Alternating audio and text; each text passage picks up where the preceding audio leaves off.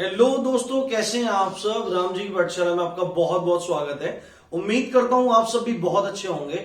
और आज हम डिस्कस करने वाले हैं हिंदी वर्णमाला के 29 महत्वपूर्ण प्रश्नों पर जो आपके एग्जाम में बार बार पूछे जाते हैं, तथा जिन 3 प्रश्नों को आप पढ़ के पूरी वर्णमाला का निचोड़, पूरी वर्णमाला का सार आप ले सकते हैं। यदि आपका एग्जाम टाइम है, यदि आप एग्जाम टाइम पे वीडियो देख रहे हैं तो आपके लिए रामबाण साबित हो सकती है। और आप रिवीजन पर्पज से देख रहे हैं तो भी आपके लिए बहुत अच्छी वीडियो है। यदि आप अभी आपका कोई एग्जाम नहीं है, इस टाइम पे, ऐसे टाइम पे देख रहे हैं, तो आप प्लेलिस्ट में जाके पूरी की पूरी हिंदी के सारे के सारे लेक्चर्स को आराम से देख सकते हैं, सुन सकते हैं, समझ सकते हैं। तो दोस्तों, अगर पहली बार चैनल पे आए हो तो सब्सक्राइब करो, क्योंकि इसी तरह का बहुत अच्छा स्टफ आपको चैनल पर मिलता रहता है, मिला हुआ है। आप प्लेलिस्ट जाके चेकआउट कर सकते हैं और वीडियो को लाइक कीजिए और मैक्सिमम शेयर कीजिए। तो आइए शुरू करते हैं। देखो, अभी इसमें मैंने पूरे 30 क्वेश्चन लिख रखे हैं। कहीं कहीं एक्सप्लेनेशन की भी जरूरत पड़ेगी तो वो मैं आपके लिए करता रहूंगा। तो पहला क्वेश्चन ये है जो आपसे बार बार एग्जाम में पूछा जाता है कि भाषा की सबसे छोटी इकाई क्या है। भाषा की सबसे छोटी इकाई क्या है? तो आपको बोलना पड़ेगा वर्ण या अक्षर। वर्ण या अक्षर। तो एग्जाम में कई बार ऐसे पूछ लेता है कि वर्ण क्या चीज होती है, तो आपको बोलना पड़ेगा वर्ण भाषा की वो सबसे छोटी इकाई है जिसके खंड न किए जा सकें, जिसके टुकड़े न किए जा सकें, उसको वर्ण कहते हैं। और वर्ण का ही पर्यायवाची आप ले लीजिए अक्षर। अक्षर शब्द में देखिए, अक्षर भी वही बात है, जो वर्ण का अर्थ है वही अक्षर का अर्थ है। अक्षर का मतलब है जिसका क्षरण ना हो। तो देखो, क्षर क्षर जो शब्द आया है वो आया क्षरण से, टूटने से, और अ लग जाता है तो इसका मतलब क्या हो जाता है कि अक्षर जिसका क्षरण नहीं होता वो अक्षर। दूसरा जो इंपॉर्टेंट क्वेश्चन आपसे पूछा जाता है वो है वर्णमाला क्या है। तो देखो, एक जो माला होती है, जैसे कि जपने वाली माला होती है, आपने देखी होगी, रुद्राक्ष की, तुलसी की, अलग अलग मोतियों की माला होती है, गले में पहनने वाली माला होती है। तो माला का मतलब क्या होता है कि जितने भी मोती हैं उनका एक क्रमबद्ध समूह है, एक क्रम में लगे हुए हैं, एक तो पूरी माला बनके तैयार हो गई। तो वर्ण जिस एक क्रमबद्ध समूह में लगे हुए हैं उसको कहते हैं वर्णमाला। तो वर्णमाला क्या चीज है? वर्णों का क्रमबद्ध समूह, या पेपर में दूसरा ऑप्शन मिल सकता है वर्णों का व्यवस्थित समूह, वर्णमाला कहलाता है। उसके बाद देखो, क्वेश्चन यहां से शुरू करते हैं। 5वां क्वेश्चन देखते हैं। 5वां जो क्वेश्चन है उसमें आपसे एग्जाम में डायरेक्टली पूछा जाता है कि स्वरों की संख्या कितनी है। तो अगर आपसे पूछा जाएगा स्वरों की संख्या कितनी है, देखो यहां मैंने स्वरों की संख्या 3 आधार पर लिख रखी है। अगर सीधे पूछा जाएगा स्वरों की संख्या कितनी है तो आप एकदम टिक, आप अपने ऑप्शन को टिक कर दें 11, सीधे आप बोल दें 11 है। पर पेपर में अगर पूछा जाएगा कि लेखन के आधार पर स्वर कितने हैं, लेखन के आधार पर स्वर कितने हैं, तो आपको बोलना पड़ेगा 13 है।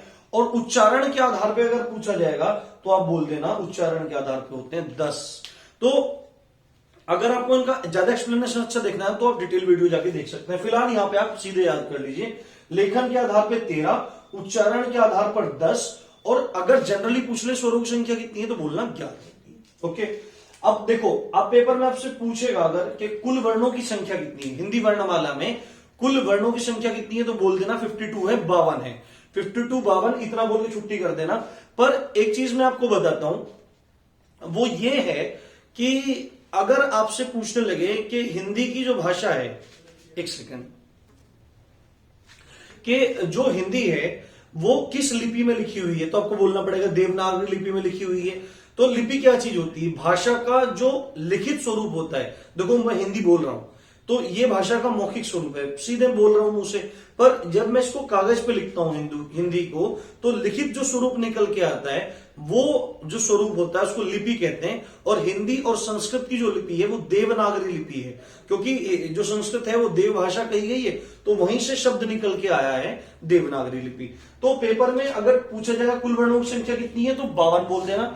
अगर आपसे पूछा जाए कि देवनागरी लिपि में वर्णों की संख्या कितनी है तो आपको बोलना पड़ेगा 48 आप बोल देना। उसके बाद देखो, मैंने बाद में आपको स्वरों के बारे में समझाया। स्वरों के बारे में एक क्वेश्चन आपसे पूछा जाता है कि लघु स्वर की संख्या कितनी है, कौन कौन से हैं, दीर्घ स्वरों की संख्या कितनी है, कौन कौन से हैं। स्वर 3 प्रकार के होते हैं, एक तो होते हैं लघु या ह्रस्व स्वर, दूसरे होते हैं दीर्घ स्वर, तीसरे होते हैं प्लुत स्वर। स्पेशली आप 2 पढ़िए इस टाइम पे। जो लघु या ह्रस्व स्वर होते हैं उनके उच्चारण में कम समय लगता है, या मात्रा के आधार पर जब उनका हम वर्गीकरण करते हैं। बहुत सारा वर्गीकरण है, तो आपको अगर टाइम हो तो आप देख लेना। तो एग्जाम टाइम अभी है आपके लिए, या आप रिवीजन के तौर पे देख रहे हैं, तो लघु स्वर होते हैं जिनके बोलने में कम टाइम लगता है और इनकी संख्या है 4। इनकी संख्या है 4। कौन कौन से हैं? अ, ई, उ और री। अ, ई, उ और री ये लघु स्वर हैं। और दीर्घ स्वर कौन से होते हैं? जिनके उच्चारण में, दीर्घ स्वर वो स्वर होते हैं जिनके उच्चारण में लघु स्वर की अपेक्षा अधिक समय लगता है या दुगना समय लगता है। इनकी संख्या है 7। कौन कौन से? आ, ई, उ, ए, आई, ओ, औ। आ, ई, उ, ए, आई, ओ, औ, ये 7 क्या है? दीर्घ स्वर है आपके। तो यहां से आप क्वेश्चन देख लीजिए। उसके बाद देखो, मैंने आपको पहले बताया भी था, आपको नहीं पता तो मैं बता देता हूं। स्वरों का वर्गीकरण है पहला। ये जो स्वरों का वर्गीकरण है, लघु, ह्रस्व, दीर्घ और प्लुत, ये है मात्रा के उच्चारण के आधार पर कि कितना समय लग रहा है, मात्रा या उच्चारण के आधार पर। दूसरा जो वर्गीकरण है वो है मुख के, वो जिह्वा के प्रयोग के आधार पर कि जिह्वा का कौन सा भाग प्रयोग हो रहा है।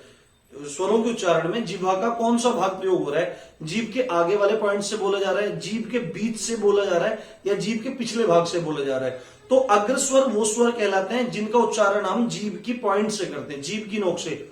यहां आप देख सकते हैं अपनी जीभ पे, आप समझने का प्रयास कीजिए। तो जीभ का आगे वाला पॉइंट है, जब आप बोलेंगे तो आपको हलचल कहां फील होगी? आगे वाले पॉइंट पे। मध्य स्वर में आपको बीच में थोड़ा सा फील होगा, टच होता हुआ, वायु वहां टच होगी। और पश्च स्वर यानी कि जीभ के पिछले वाले भाग से जब उच्चारण होते हुए स्वर निकले तो पश्च स्वर कहलाते हैं।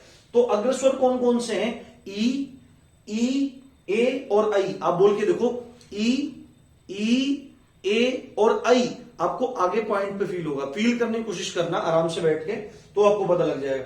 मध्य स्वर क्या है? मध्य स्वर है अ। तो आपको देखो, बोल के देखो अ, तो आपको जीभ के बीच में हवा थोड़ी फील होगी टच होती हुई।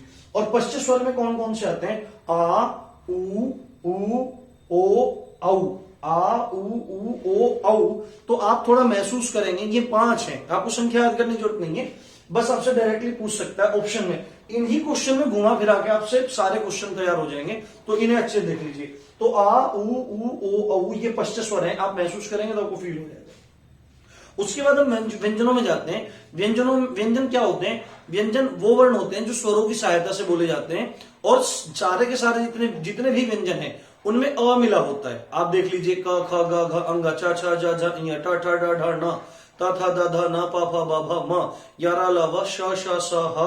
उसके बाद क्ष, त्र, ज्ञ और क्ष, त्र, ज्ञ और श्र। तो ये पूरे के पूरे व्यंजन है। इन सब व्यंजनों में आपको अ की ध्वनि आएगी, अ की ध्वनि आएगी। तो जितने व्यंजन होते हैं उनमें अ मिला होता है, और व्यंजन वो होते हैं जो स्वरों की सहायता से बोले जाते हैं। तो व्यंजनों में जो पहला वर्गीकरण है वो है स्पर्श व्यंजन। स्पर्श व्यंजन वो व्यंजन होते हैं जिनके उच्चारण के समय फेफड़ों से आने वाली वायु मुख के किसी न किसी भाग पे टच होती है। तो 5 वर्ग है, क वर्ग है, च वर्ग है, उसके बाद ट वर्ग है, त वर्ग है और प वर्ग है। कचट तप, क से क वर्ग, च से च वर्ग, उसके बाद कचट, उसके बाद ट वर्ग, उसके बाद त से ता वर्ग और प से प वर्ग। तो ये अलग अलग स्थान है, इनका आपको स्थान का पता होना चाहिए। तो आपसे डायरेक्टली एग्जाम में पूछ लेगा च वर्ग कैसा है, तो आपको बोलना पड़ेगा तालव्य है। कैसा है? तालव्य।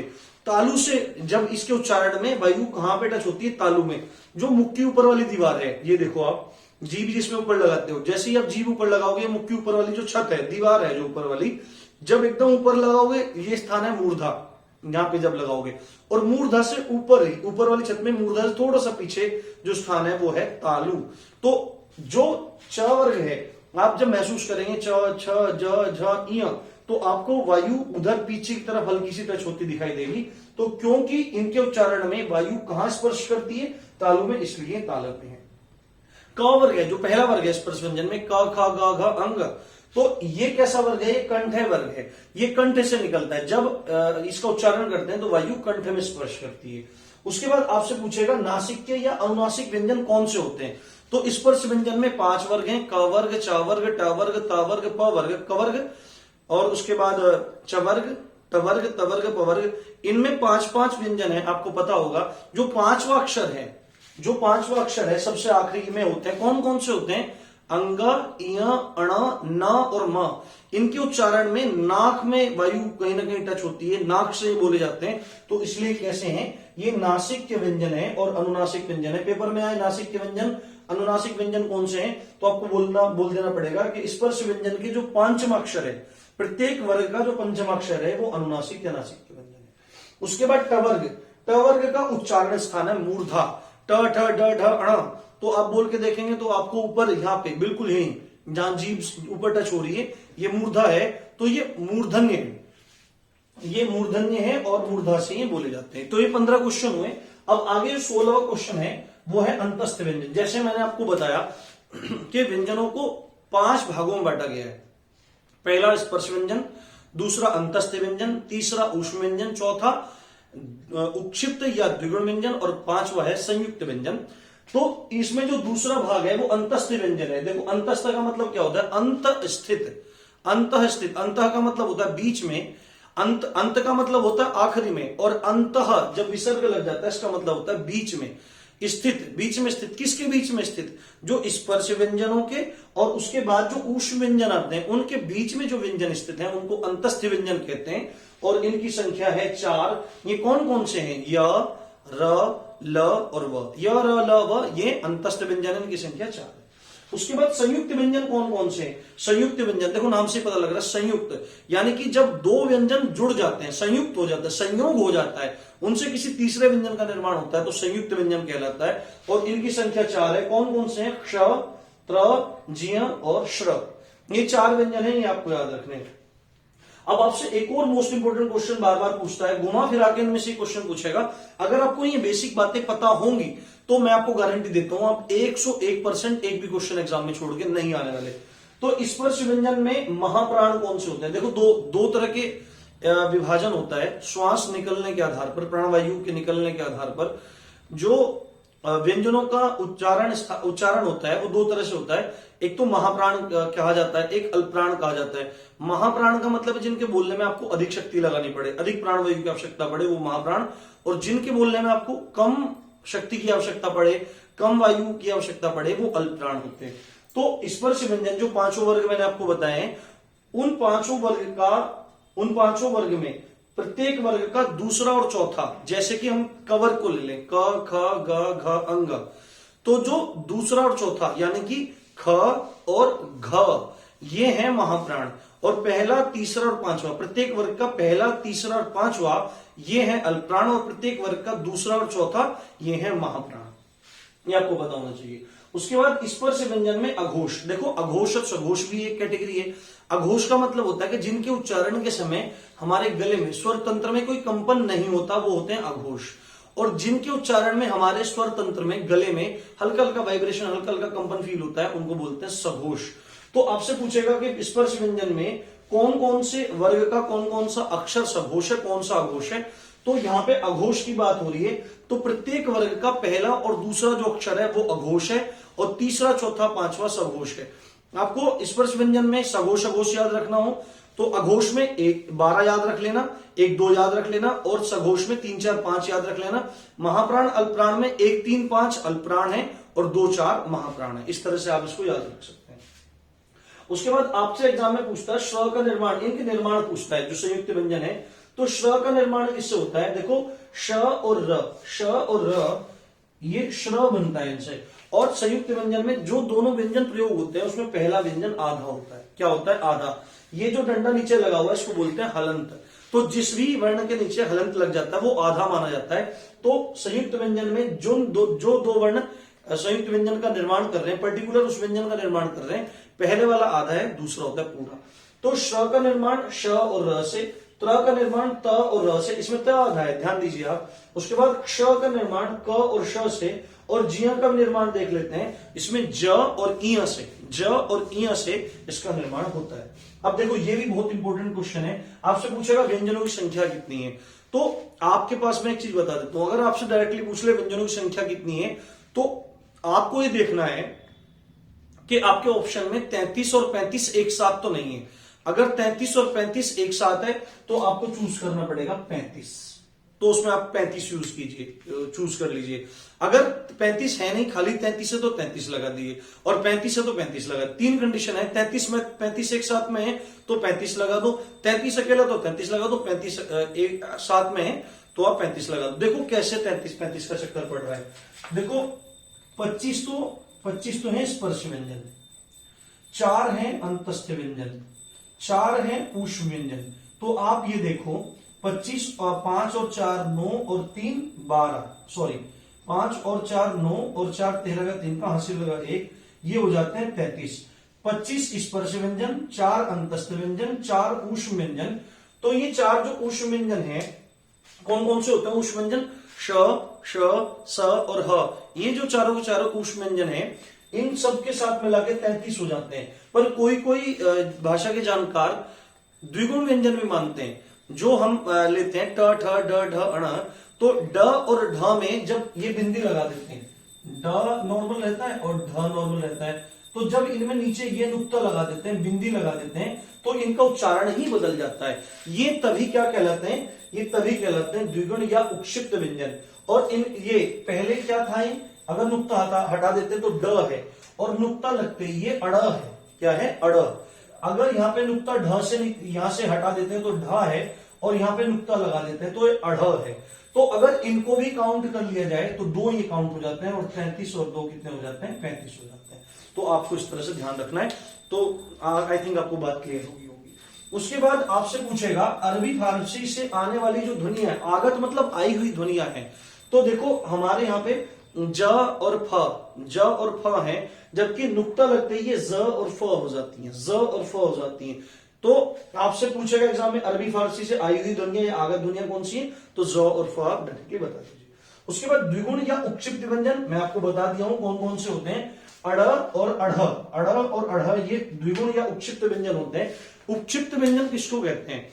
जिनके उच्चारण में जिह्वा पहले मूर्धा पर जाके लगे, ऊपर, ये जो ऊपर है मूर्धा में टच हो, फिर वहां से जरा सी वो घूमे, गोल घूमे और झटके के साथ नीचे आए, उनको उक्षिप्त व्यंजन कहते हैं। उन्हीं का दूसरा नाम द्विगुण व्यंजन है। आप बोल के देखो अड़, तो आपको बहुत हल्का सा एकदम टच दिखाई देगा ऊपर मूर्धा में, उसके साथ झटके के साथ एकदम जिह्वा नीचे आएगी। अढ़ तो एकदम से ऊपर लगेगी आपकी जिह्वा मूर्धा में, उसके बाद झटके से नीचे आएगी। तो ये उक्षिप्त व्यंजन है, इनकी संख्या 2 है। उसके बाद अंत्यस्थ, आपसे पूछेगा अंतस्थ व्यंजन कैसे हैं? अंतस्थ व्यंजन कौन कौन से मैंने आपको बता दिए। य, र, ल, व ये कैसे हैं? ये अल्पप्राण है या महाप्राण है? तो अगर आपको समझ में ना आए तो आप बोल के देख लीजिए य, र, ल, व। तो इनके बोलने में आपको अधिक प्राण की आवश्यकता नहीं लग रही है, तो आपको क्या लगाना पड़ेगा? ये अल्पप्राण है। अंतस्थ व्यंजन कैसे हैं? अल्पप्राण है। जबकि जो ऊष्म व्यंजन है श, श, स और ह, तो आपको खुद ही फील हो रहा होगा कि इनके बोलने में अधिक प्राण वायु की आवश्यकता पड़ रही है। तो ये कैसे हैं? ये महाप्राण है। उसके बाद एक इंपॉर्टेंट क्वेश्चन और पूछता है कि अर्धस्वर क्या चीज होती है? भाई देखो 2 चीज होती है वर्णमाला में, या तो स्वर होता है या व्यंजन होता है। ये अर्धस्वर क्या है?